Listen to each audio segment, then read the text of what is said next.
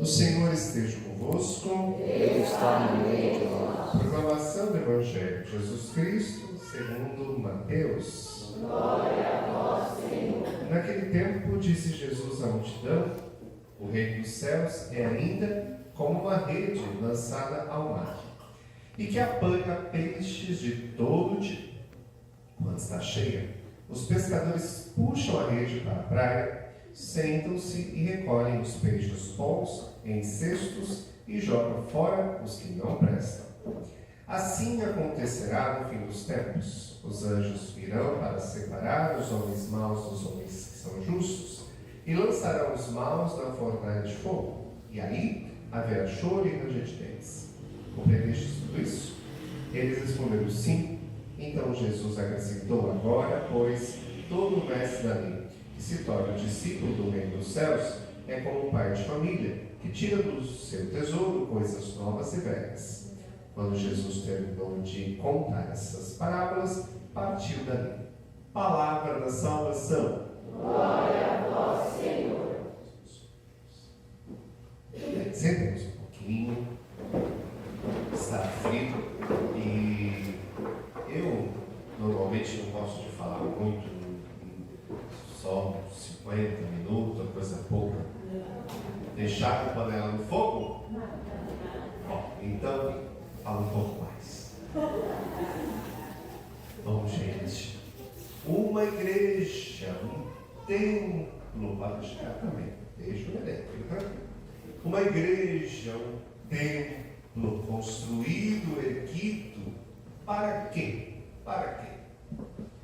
Olha, é costume antigo, nas religiões grega, da Grécia Antiga, da Roma Antiga e até Israel, os hebreus antigos, construíam templos, monumentos, uma casa de pedra, para que o Deus que eles cultuavam pudesse ali ser louvado, honrado, adorado, né? Passava até a dizer a casa de Deus, Deus habita essa casa. A gente sabe que Deus é puro Espírito e Ele não se deixa trancar por paredes. A gente sabe disso, não é? A gente sabe disso, até porque Jesus, mesmo ressuscitado, tem aquele trecho, estando fechadas as portas por medo dos judeus, Jesus entrou. Então, nem porta fechada impede Jesus, nem parede impede Jesus nem de entrar, nem de sair, não é? Mas um templo é construído para que ele se torne um sinal visível da presença de Deus num bairro, nas casas. Cada um tem a sua casa. Mas no bairro tem uma casa que é a casa de todos.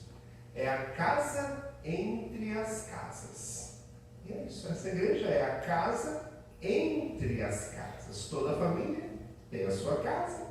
Esta casa é a casa desta família de irmãos.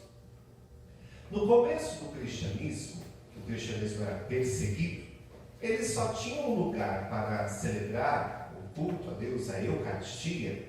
Eles só tinham as catacumbas, que eram onde botavam os mortos, né? Um buraco onde colocavam os mortos lá nas catacumbas. E o altar que que servia, né, a mesa que servia de altar, era o túmulo dos mártires, dos primeiros cristãos.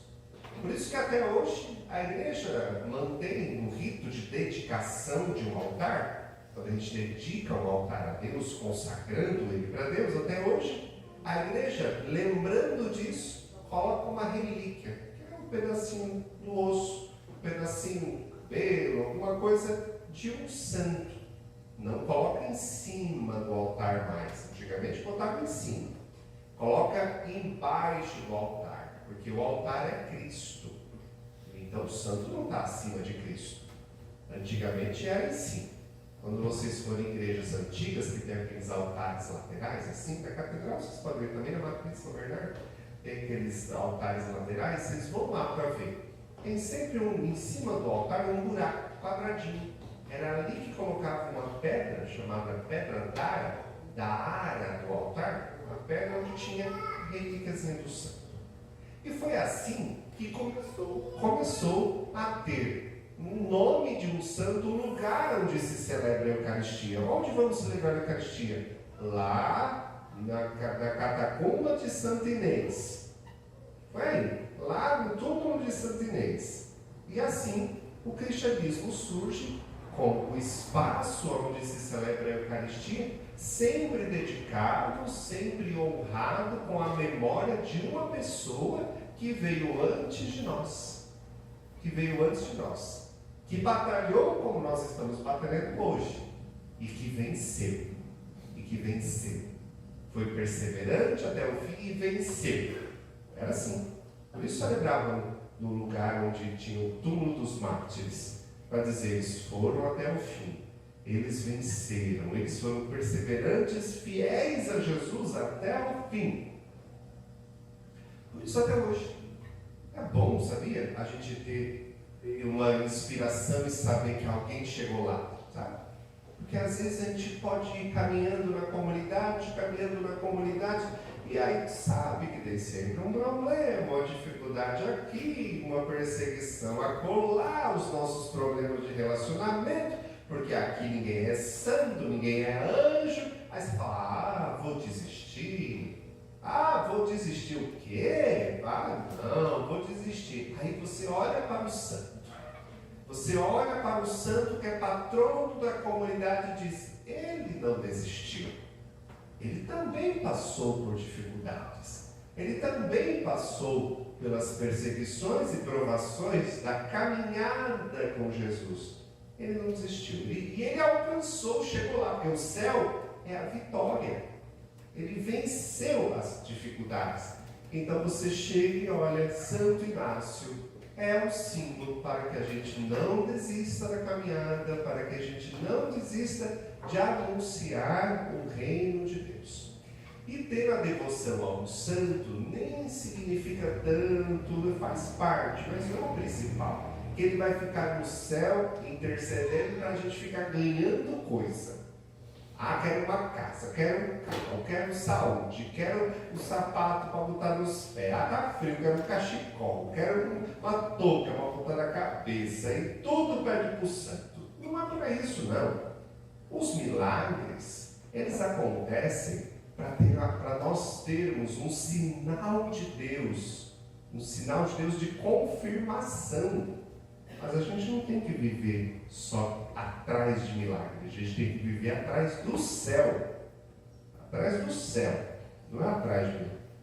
Por isso, para chegar ao céu, nós temos um exemplo dos santos.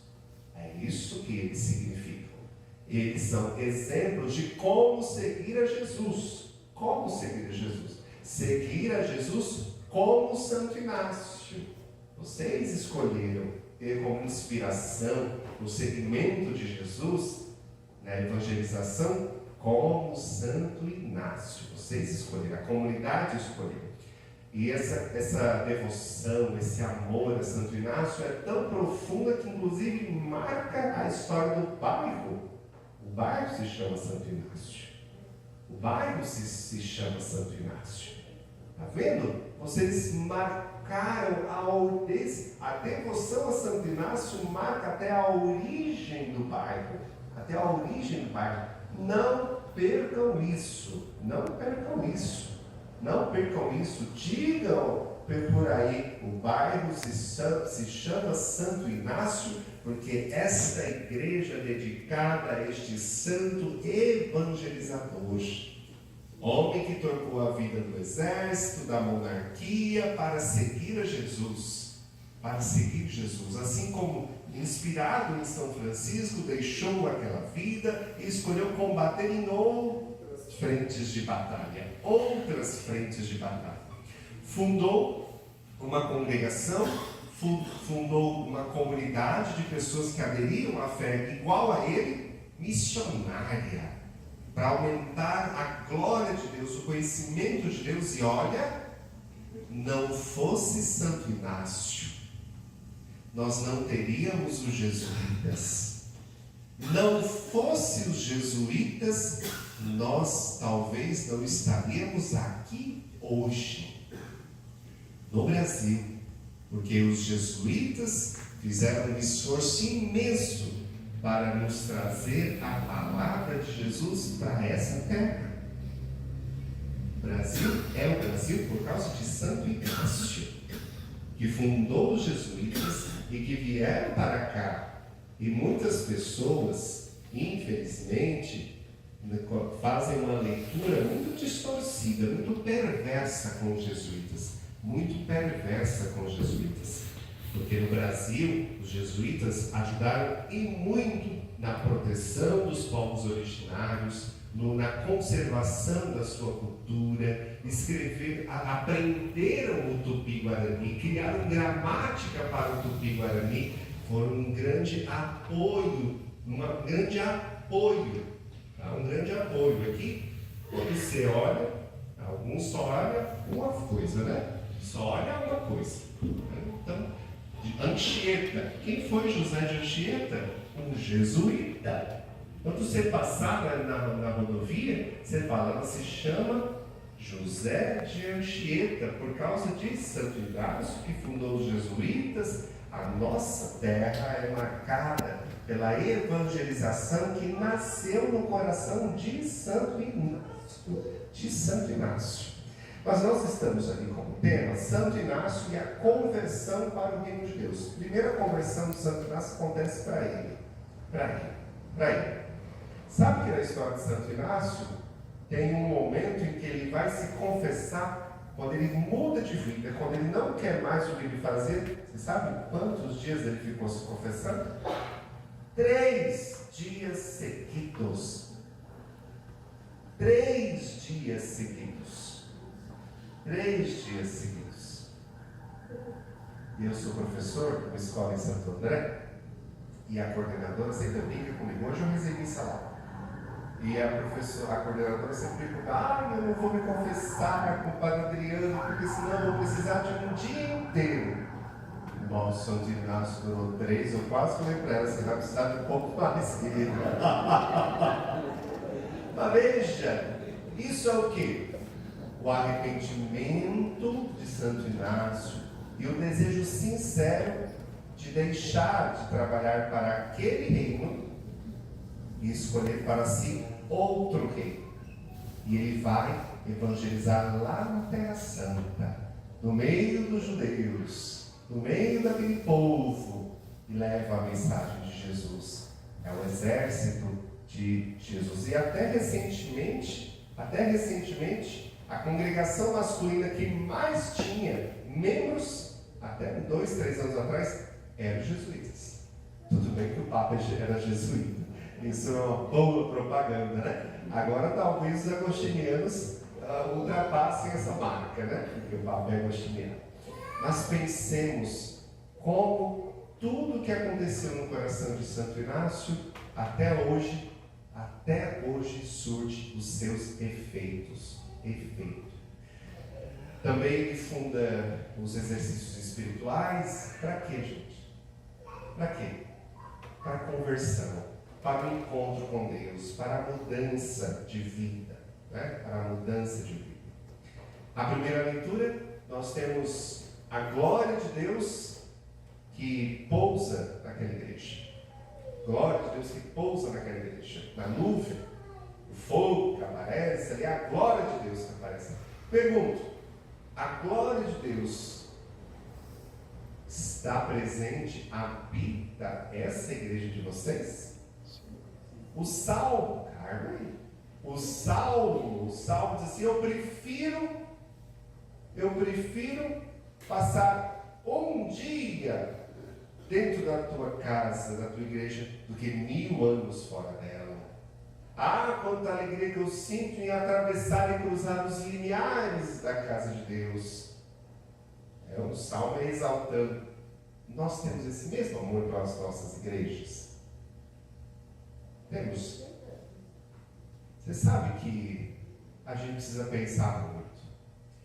Nós construímos essa igreja, não foi para brigar amparado da chuva. Não foi. Não, a gente estava brigando muito, então estava muito sol, muita chuva, muito vento, então a gente construiu 4 paredes, deixou tudo enfeitado, que é para a gente brigar mais confortável. Não foi para isso? Foi? Não. Essa igreja foi construída para que a glória de Deus habitasse, para que o nome de Deus fosse exaltado, para que Deus fosse adorado neste templo. Mas isso só depende de vocês. Vocês já repararam numa igreja vazia como é que é? Há uma paz. É uma paz. Uma vez, uma pessoa me chamou assim, padre, estou acabando. Padre, dá uma bênção lá em casa, porque, padre, está muita briga lá em casa, precisa abençoar aquela casa. Aí lá faz o seguinte, faz a experiência assim, sai, deixa todo mundo sair de casa, deixa a casa vazia.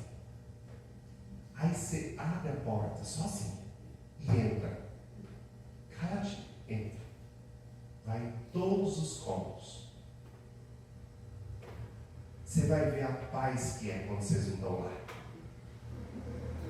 Porque o problema não é a casa.